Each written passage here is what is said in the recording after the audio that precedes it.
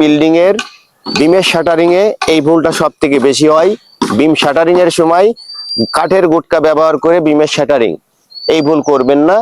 আমরা এখানে কিভাবে বিমের শাটারিংটা করছি দেখুন। এখানে কোনো জায়গায় আমরা কাঠের গুটকা ব্যবহার করি নাই। কিভাবে এই বোর্ডটা ফিটিং করব দেখে নিন। এই টেকনিকটা বিম শাটারিং কাজে আপনার কাজে আসবে।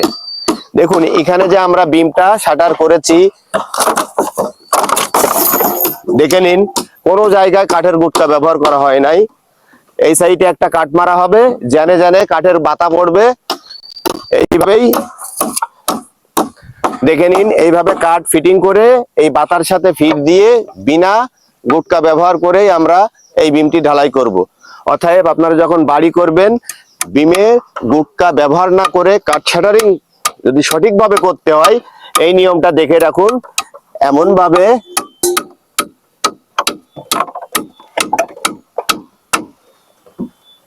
ভাবে ফিট করা হবে কাঠের গুটকা ছাড়া। এই বাতা এখানে পড়বে, এভাবে বোর্ডটা ফিটিং করলে কি হবে, গুটকার প্রয়োজন পড়বে না।